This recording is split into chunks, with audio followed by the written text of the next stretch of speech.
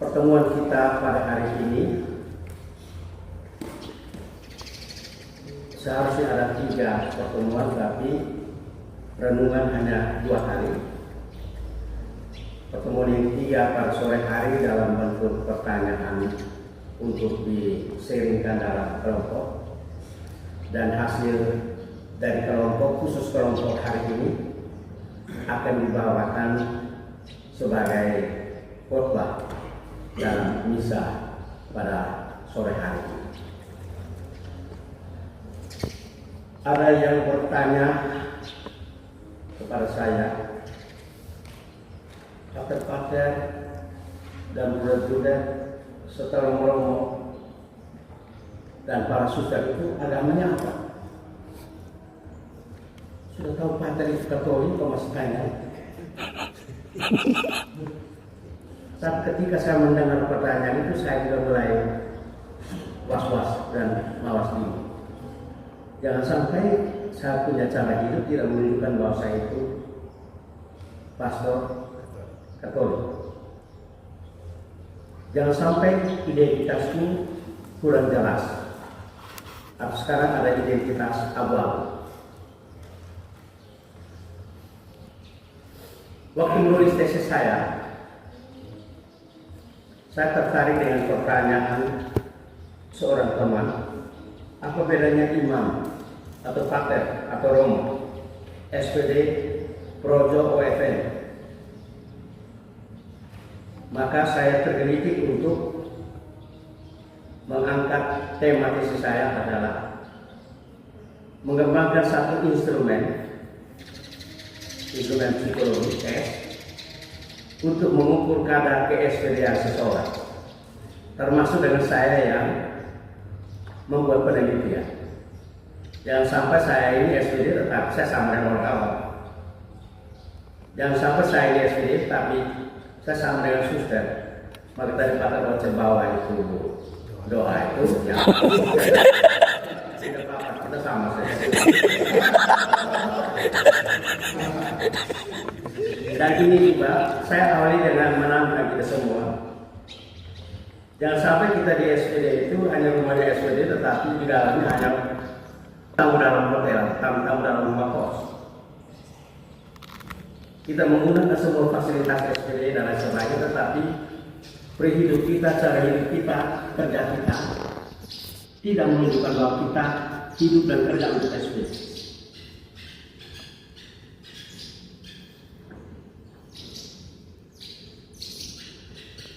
Para saudara yang saya kasihi, itu pengantar awal. Lalu tema umumnya jelas, dan kita sudah tahu karena persiapan kapten general. Maka ini tantangan untuk saya membawakan tema ini. Tapi saya pikir kita membuat refleksi sekaligus proyeksi, termasuk dan yang memberi retret ini. Refleksi lihat kembali ke belakang, proyeksi lihat kembali ke depan mengenai apa yang seharusnya kita buat sebagai seorang SP. Fokus perhatian kita adalah pesan kitab suci yang menjadi konsen kita dalam persiapan pelaksanaan kapten general SPD yang ke-19. Hendaknya terang bercahaya di depan semua orang. Lalu fokus permenungan kita, Santo Arnoldus Jansen, Bapak pendiri kita. Beliau adalah seorang biarawan, pendiri 3 kongregasi misi yang setia dan kreatif di tengah dunianya yang terluka. Jadi SPD ini sekarang gencar ada di kata luka. Luka itu adalah masalah-masalah. Maka kita lihat Arnoldus Jansen pada masanya. Ia seorang imam projo. Ia seorang guru di Bogor. Seorang direktur kerasulan doa. Seorang yang menjadikan percetakan kepausan sebagai media kerasulan. Percetakan kepausan dia jadikan sebagai media kerasulan. Dan nanti kemudian kita tahu bahwa percetakan itu kemudian dia rubah sebagai media kerasulan SPD. Dan SPD di Jerman dikenal sebagai penghasil barang-barang cetak. Sehingga SPD itu konotasinya Sie verkaufen Brugsagen. Yang dalam bahasa Inggrisnya smoke we don't, so we drink. Kita tidak merokok dulu, meskipun pada zaman kami dibagikan rokok. Tapi kita minum, maka banyak pastor SPD malu juga. Bruder juga. Ia menerbitkan majalah Utusan Hati Kudus, membuka rumah misi SPD, mengirim misionaris, mencari sumber keuangan melalui percetakan. Ini kita punya percetakan ini langsung minat. Dan orang-orang yang hanya ada di sudut kios-kios, di sudut-sudut itu percetakan kecil tapi uangnya besar. Kita punya alat-alat modern, waktu ditangani oleh orang Jerman hasilnya luar biasa. Tapi ketika kita ini tangani, hasilnya luar biasa. Ia menyebarluaskan bacaan bermutu. Ia menanamkan pengetahuan tentang karya misi. Ia mendirikan Institut Andropos. Ia membuat banyak retret dan ia mendirikan 3 kongregasi misi.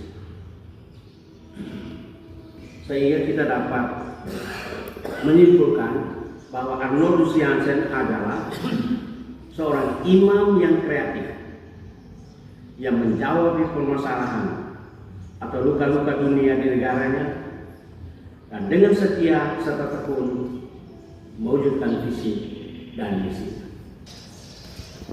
Mengenal Yesus sebagai terang melalui Bapa Penjuru. Prolog Injil Yohanes. Sebut SPD, ya, baca prolog Injil Yohanes. Ya, imam yang kreatif, menjawab permasalahan atau luka-luka dunia di negaranya, dan dengan setia serta tekun mewujudkan visi dan misi. Nama serikat kita adalah Serikat Sabda Allah. Kita mendedikasikan Sabda Allah dan misinya, sehingga kita memiliki satu prinsip sebagai seorang imam muda SPD. Hidupnya adalah hidup kita, misinya adalah misi kita. Dan misi Bapak Arnoldus Jansen adalah misi Yesus. Jangan sampai misi pribadi ini bahaya. Ini banyak yang kabur air karena misi pribadi. Hidup Yesus adalah hidup kita, misi Yesus adalah misi kita.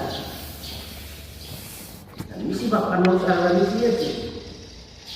Kita adalah putra-putri Bapak Arnoldus, kalau itu yang kita buat adalah misi Yesus, bukan misi Don Salus.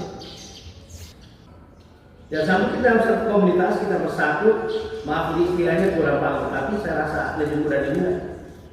Kita bersatu di dalam satu komunitas yang masing-masing kita jalan dengan cara yang sendiri.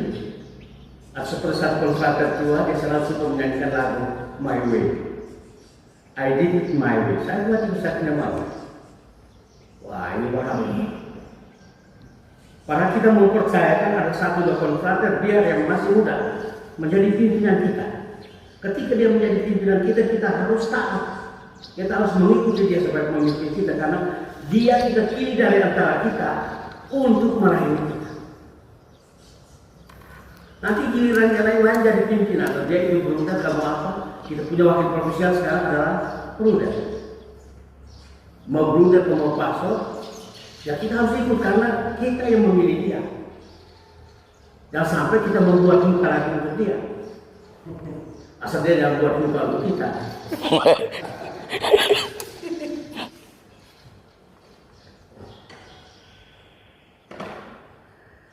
Dalam prolog Injil Yohanes, kita mengenali Yesus sebagai terang melalui Bapa pendiri kita.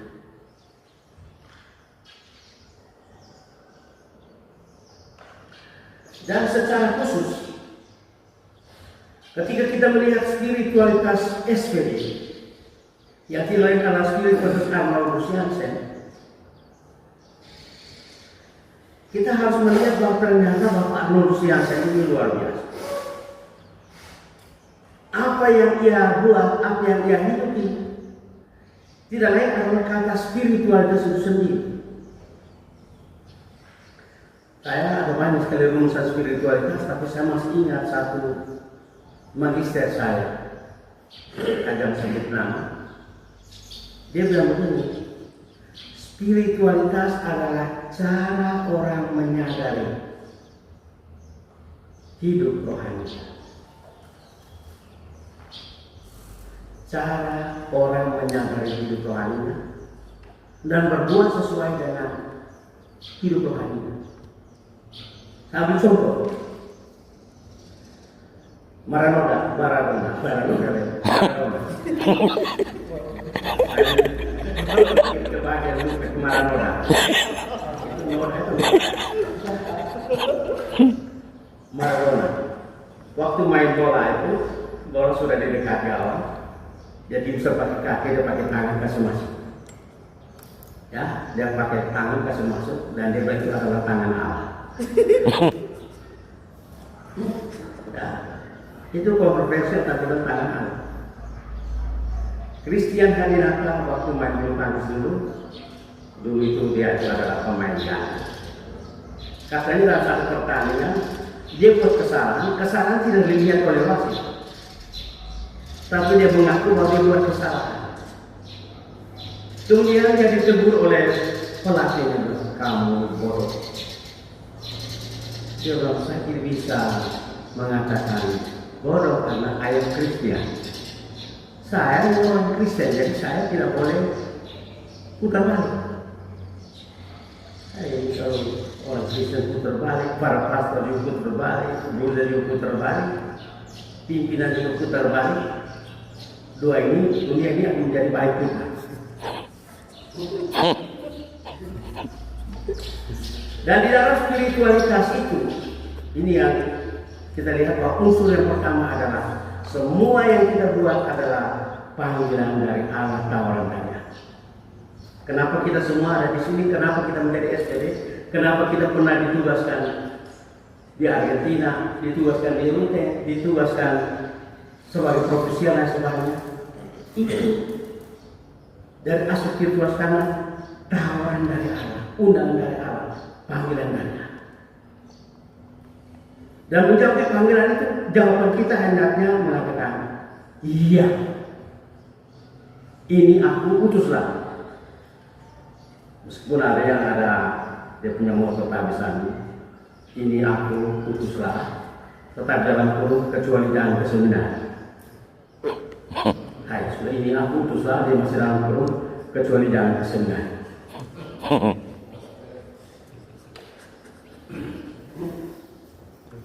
Tawaran dari Allah, panggilan dari Yahweh. Dan ini yang dibuat oleh Arnoldus. Dia imam projo, dia dipanggil. Uskup masih bilang ini orang kudus atau dia orang Cina. Tapi dia bilang iya. Meskipun dia tidak ada uang, dia bilang ya uang ada di satu orang. Dan dia mendirikan serikat misi. Dan kita lihat awal dari tempat SPD hidup adalah tempat rumah minum katanya. Tempat yang sangat-sangat sederhana. Dan sebentar dalam pertemuan kedua kita akan lihat karena rekan-rekan sendiri, kita akan lihat bahwa ternyata pada mulanya mereka sama-sama, tapi ada yang berubah lalu yang lain datang lagi dan ternyata patah tumbuh yang berganti dan semua berjalan dengan baik.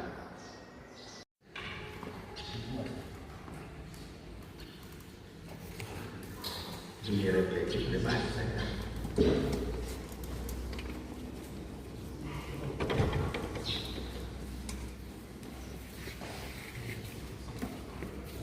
kita memasuki renungannya kedua yang temanya juga Bapak sudah hidup kita sudah hayati, keberadaan Bapak pendiri dan para peserta pendiri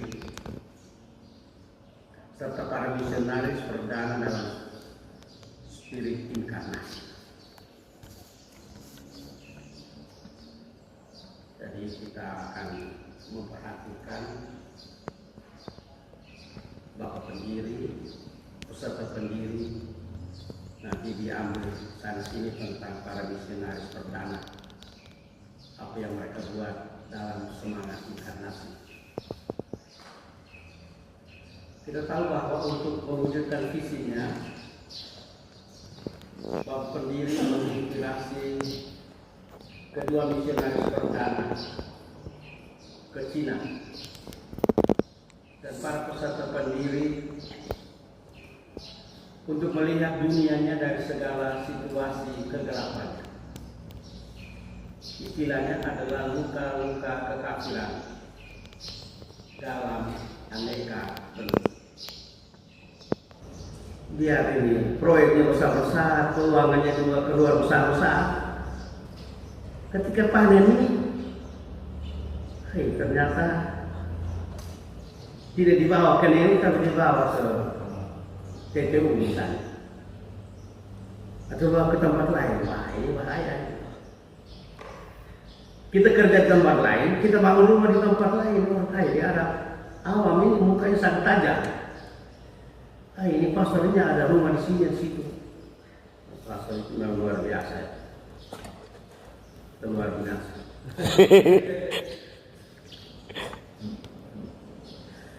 Dan satu hal yang menarik adalah melibatkan wanita dalam misi. Kita lihat yang pertama adalah Helena Stoltenberg dan Hendrina Stenman. Berikut kita lihat watak dan sikap dasar Bapak pendiri dan co-pendiri.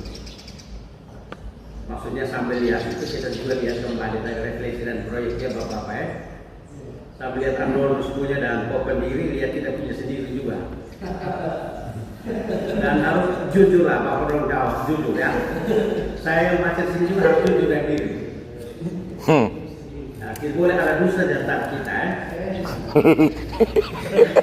Pertama kita lihat Bapak pendiri Arnoldus ya. Kesederhanaan hidup seorang manusia yang biasa, nilai keluar dari pembinaan religius yang kokoh, tekad yang kuat, menghadapi kesulitan sebagai tantangan. Anak sama saudara kita ini kalau kesulitan itu dia lihat sebagai tantangan. Terlibat dalam urusan pastoral gereja, kerasulan doa, menaruh perhatian terhadap pembinaan misionaris, mengambil inisiatif yang berani, dan memberikan sumbangan yang kreatif melalui mass media, evangelisasi, visi jelas, iman yang mendalam, terus-menerus mencari kehendak Allah, discernment, dan mengakui dan menerima keterbatasan diri. Ada dulu satu brother di Matalopo di Pater Vincent, mungkin kenal Pater Vincent. Dia tiap hari Sabtu dia pergi ke Soa, dia bantu misi sana. Dan dia pulang dari Soa hari Minggu, dia cerita umat di Soa itu imannya mendalam. Para konflik katanya iman mendalam, bagaimana umat di Soa? Misalnya apa lagi? Misalnya harus bisa mereka cium kita punya tangan. Ciumnya kita punya tangan, itu namanya imannya mendalam.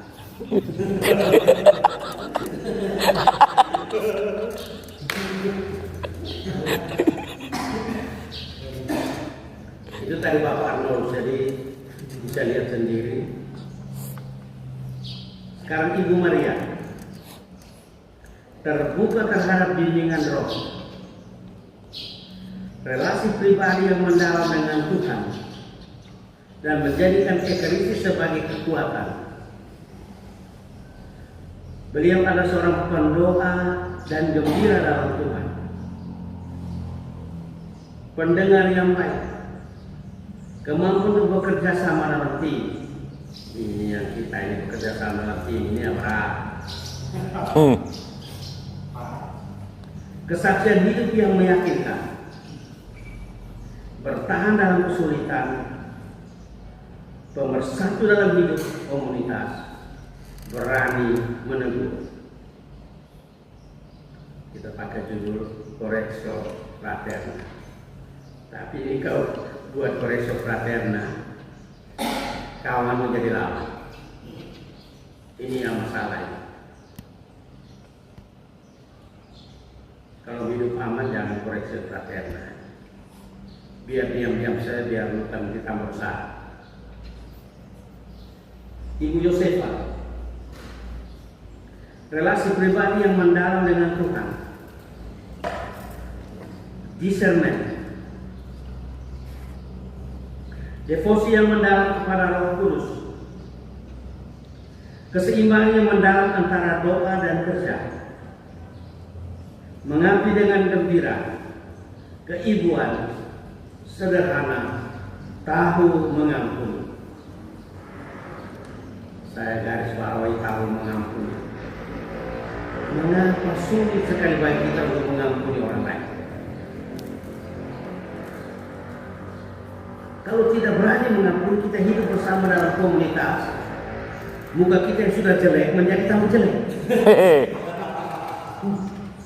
Tapi kalau kita mengampuni, muka kita yang jelek menjadi ganteng.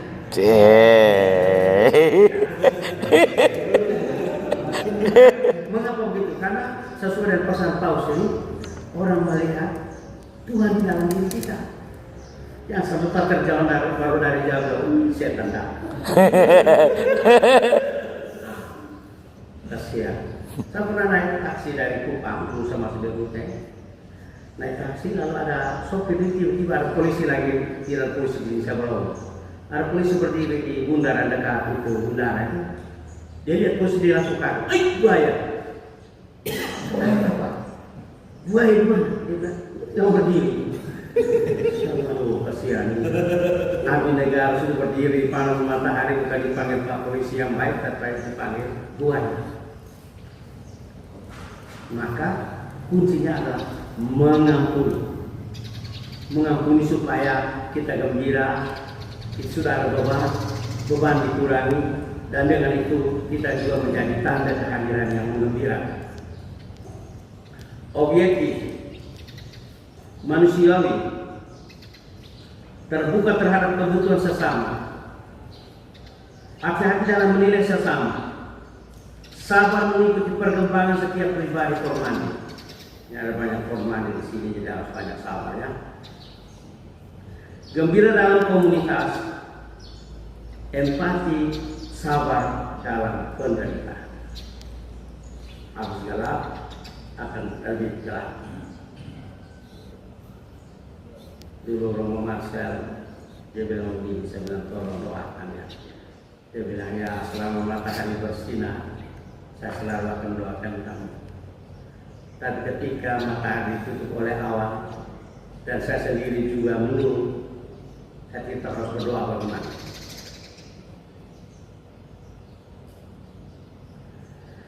Dan di atas segala-galanya kita harus melihat Yesus sebagai formator ilahi, formator umum,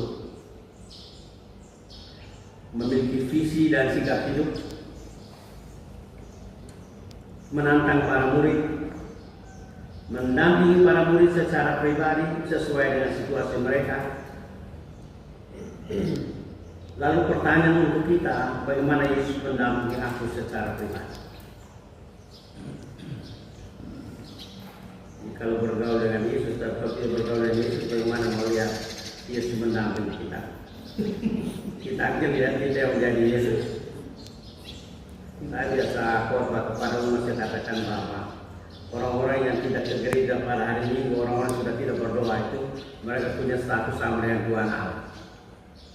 Karena status sama dengan Tuhan, dia tidak perlu berdoa, dia tidak perlu ke gereja. Bagaimana sejarah misi SPD di tempat kerja Anda? Kalau dulu para pastor kita masing-masing tempat kerja kita yang masih muda-muda ini, coba lihat kembali sejarah misi SPD di tempat supaya kemudian kita ada data. Apa yang para misionaris wariskan? ya, lihat sejarah di tempat karya, apa yang mereka wariskan, apa tantangan. Pertanyaan untuk refleksi, yang refleksi siang ini biar panas tapi kalau bisa dicatat, maaf saya tidak ketika kita print seperti itu. Bagaimana situasi konkret karya pastoral Anda dengan latar belakang budaya, sosial, politik, dan ekonomi? Situasi konkret. Bagaimana kehidupan gereja, agama, dan iman di tempat karya Anda? Ini sekedar informasi. Bapak-bapak pastor terlalu sibuk dengan misa, lupa untuk pendampingan iman umat. Banyak keluarga, banyak orang muda sekarang pindah ke agama lain. Karena mereka terlalu sibuk misa pertama kejar misa kedua, kejar misa ketiga, kejar misa keempat. Akhirnya tidak ada waktu untuk mendampingi orang-orang muda. Tapi di Jawa saya kagum dengan gereja kita Jawa, Paroki SPD. Ada begitu banyak aktivitas di Paroki.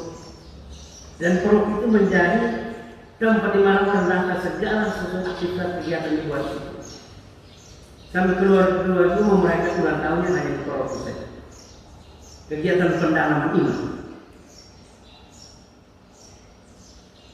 Sehingga di Neno ada Pak Direktur di sini, atau kalau rumah kita juga dipindahkan pada kegiatan umat di situ dan sebagainya, mungkin juga nanti mereka menjadi orang-orang ada menanjina dan akan terhadap itu. Ini pertanyaan, bagaimana kehidupan gereja, agama, dan iman di tempat karya Anda? Lalu proyeksinya, rencana strategis pastoral apa yang ingin Anda canangkan secara kreatif dan inovatif.